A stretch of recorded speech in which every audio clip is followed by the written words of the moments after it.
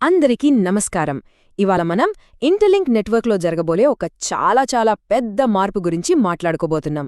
అదేంటంటే రివార్డ్లను సగానికి తగ్గించడం. వినడానికి కొంచెం కంగారుగా ఉన్నా దీని వెనుక ఒక పెద్ద ప్లాన్ ఉంది. అసలీ మార్పు ఎందుకు అవసరం, దీనివల్ల మనందరిపై ఎలాంటి ప్రభావం ఉంటుంది, పదండి మొత్తం వివరంగా తెలుసుకుందాం. అయితే ఆ చర్చలోకి వెళ్లే ముందు ఒక్కసారి నంబర్ చూడండి. 5 మిలియన్లు. వావ్! ఇది మామూలు విషయం కాదు కదా. ఇది కేవలం ఒక అంకె కాదు. ఇంటర్లింక్ మీద మనందరం పెట్టుకున్న నమ్మకానికి, ఈ ప్రాజెక్ట్ సాధించిన అద్భుతమైన విజయానికి ఇది ఒక నిదర్శనం. కానీ మనకు తెలుసు కదా, ఇంత పెద్ద విజయం దాంతోపాటు కొన్ని కొత్త సవాళ్లను కూడా తీసుకొస్తుంది. ఈ అసాధారణమైన ఎదుగుదల మన ముందు ఒక ముఖ్యమైన ప్రశ్నను ఉంచుతుంది.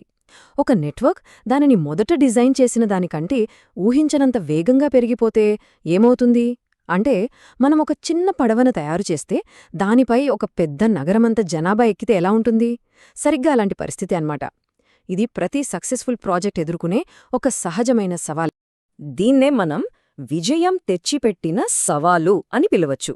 సింపుల్గా చెప్పాలంటే, మొదట్లో మనల్ని ఆకాశంలోకి తీసుకెళ్లిన చిన్న రాకెట్ ఇంజిన్ ఇప్పుడు ఈ 5 మిలియన్ల మంది ప్రయాణికులతో నిండిన పెద్ద స్పేస్ షిప్ని నడపలేదు కదా. దానికి ఒక పవర్ఫుల్ ఇంజిన్ కావాలి. సో ఇప్పుడు దాన్ని అప్గ్రేడ్ చేయాల్సిన సమయం వచ్చేసింది. ఆ అప్గ్రేడ్ ఏంటో చూద్దాం. ఈ స్లైడ్ చూస్తే మనకు మొత్తం కథ 2 భాగాల్లో అర్థమవుతుంది. ఎడమవైపు నెట్వర్క్ స్టార్ట్ అయిన కొత్తలో మనకు కావలసింది స్పీడ్. ఎంత వీలైతే అంతమంది యూజర్లను తీసుకురావడం, వాళ్ళకి మంచి రివార్డ్స్ ఇవ్వడం. కానీ ఇప్పుడు మనం కుడివైపు దశకు చేరుకున్నాం. 5 మిలియన్ల బలమైన కమ్యూనిటీతో ఇప్పుడు మనకు స్పీడ్ కాదు, స్టెబిలిటీ ముఖ్యం. అంటే ఒక పటిష్టమైన కోటల దీర్ఘకాలం నిలబడాలి. మరి ఈ సవాలుకు సొల్యూషన్ ఏంటి? అక్కడికే వస్తున్నాం. ఇక్కడే ప్రపోజల్ 13 మన ముందుకొస్తుంది. దీన్నే ది హ్యావింగ్ సొల్యూషన్ అంటున్నారు. ఇది ఏదో హడావిడిగా తీసుకున్న నిర్ణయం కాదు. నెట్వర్క్ భవిష్యత్తును దృష్టిలో పెట్టుకుని చాలా జాగ్రత్తగా డిజైన్ చేసిన ఒక పక్కా ప్లాన్ అన్నమాట. అసలు ఈ హ్యావింగ్ అనే పదం విని కన్ఫ్యూజ్ అవ్వొద్దు. చాలా సింపుల్. అంటే ఐటీఎల్జీ బేస్ మైనింగ్ రేటును సరిగ్గా సగానికి, అంటే 50% తగ్గించడం. దీనివల్ల ఉపయోగమేంటంటే కొత్తగా జనరేట్ అయ్యే టోకెన్ల స్పీడ్ను కంట్రోల్ చేయడం. ఇది చాలా ముఖ్యమైన పాయింట్. ఇక్కడ అందరూ ఒక విషయాన్ని చాలా క్లియర్గా అర్థం చేసుకోవాలి. యూజర్లు రోజూ చేసే మైనింగ్ ప్రాసెస్లో ఎలాంటి మార్పు ఉండదు. మీరు యాప్ ఓపెన్ చేసి ఎలా మైన్ చేస్తారో సేమ్ అలాగే చేస్తారు. మారేది ఒక్కటే.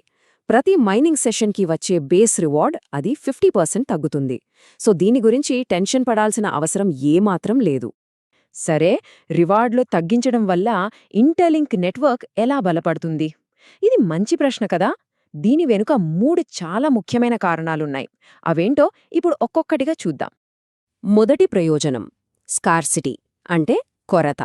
సింపుల్గా చెప్పాలంటే ఇది బంగారం లాంటిది. బంగారం ఎందుకంత విలువైనది? ఎందుకంటే అది భూమిలో చాలా తక్కువగా దొరుకుతుంది. అదే లాజిక్ ఇక్కడ కూడా. కొత్త టోకెన్ల సప్లైని తగ్గిస్తే డిమాండ్ ఉన్నప్పుడు ఆటోమేటిక్గా దాని విలువ పెరుగుతుంది. లక్షలాది మంది మైన్ చేస్తున్న ఈ టైంలో సప్లై స్పీడ్ తగ్గించడం చాలా అవసరం. ఇక రెండోది ఇన్ఫ్లేషన్ కంట్రోల్, అంటే టోకెన్ విలువ పడిపోకుండా కాపాడటం. దీన్ని ఒక నదిలా ఊహించుకోండి. స్టార్టింగ్లో ఆ నది ఉధృతంగా ప్రవహించింది, అది అవసరం. కాని ఇప్పుడు ఆ నదికి ఒక డ్యామ్ కట్టి నీటి ప్రవాహాన్ని కంట్రోల్ చేస్తున్నామన్నమాట. ఈ హ్యావింగ్ అనేది ఆ డ్యామ్ లాంటిది. ఇది టోకెన్ విలువ నీరులా కొట్టుకుపోకుండా కాపాడుతుంది.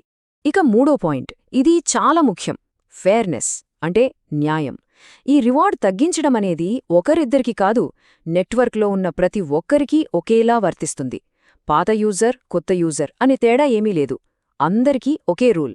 దీనివల్ల ఎవ్వరికీ అన్యాయం జరగదు. అందరి రివార్డ్లు ప్రపోర్షనల్గానే ఉంటాయి. ఇది సిస్టమ్ పట్ల నమ్మకాన్ని పెంచుతుంది. ఓకే, ఇప్పటిదాకా అంతా విన్నాం. కానీ అసలు మ్యాటర్ ఇక్కడే ఉంది. ఈ పెద్ద నిర్ణయం ఎవరు తీసుకుంటారు? డెవలపర్లా? కాదు, మనమే, కమ్యూనిటీనే తీసుకుంటుంది. అదే డావో పవర్. డావో అంటే డీసెంట్రలైజ్డ్ ఆటోనమస్ ఆర్గనైజేషన్. ఆ పెద్ద పేర్లు చూసి భయపడకండి. సింపుల్గా చెప్పాలంటే మనందరం కలిసి నడిపే ఒక సిస్టమ్. ఇక్కడ ప్రతి ఒక్కరి ఓటుకి విలువ ఉంటుంది. సో ఒక్కసారి క్విక్గా చూద్దాం. ఈ ప్రపోజల్ 13 యొక్క ముఖ్య ఉద్దేశాలు ఏంటి? 1, ఇది మైనింగ్ను మన నెట్వర్క్ ప్రస్తుత సైజుకి సరిగ్గా సెట్ చేస్తుంది. 2, లాంగ్ టర్మ్ స్టెబిలిటీ మీద ఫోకస్ చేస్తుంది. 3 అందరికీ న్యాయంగా ఉంటుంది. ఫైనల్గా మొత్తం ఎకోసిస్టమ్ చాలా కాలం పాటు బలంగా ఉండేలా చేస్తుంది. ఇక్కడ చెప్పిన మాట చాలా లోతైనది. నెట్వర్క్ భవిష్యత్తుకు ఏది మంచిదని నమ్ముతున్నారో దానికే ఓటు వేయండి. ఇది కేవలం ఒక టెక్నికల్ మార్పు కోసం వేసే ఓటు కాదు. ఇది మనందరిది. మనం ఇంటర్లింక్ని నెక్స్ట్ ఎక్కడ చూడాలనుకుంటున్నామో చెప్పే ఒక అవకాశం. ఇది మనందరం కలిసి తీసుకునే ఒక పెద్ద నిర్ణయం. సో ప్రపోజల్ 13 ఇప్పుడు ఇంటర్లింక్ డావ్లో లైవ్లో ఉంది. ఓటింగ్ జరుగుతోంది. గుర్తుంచుకోండి, ఇది మనందరి ఉమ్మడి భవిష్యత్తుకు సంబంధించిన నిర్ణయం. ప్రతి ఓటు కౌంట్ అవుతుంది. ప్రతి ఓటు ఈ ఎకోసిస్టమ్ని ఇంకా స్ట్రాంగ్ చేస్తుంది. మరి ఇంటర్లింక్ యొక్క తదుపరి అధ్యాయం ఎలా ఉండాలి? ఆ నిర్ణయం మన చేతుల్లోనే ఉంది. తప్పకుండా వెళ్ళి మీ అభిప్రాయాన్ని ఓటు రూపంలో తెలియజేయండి.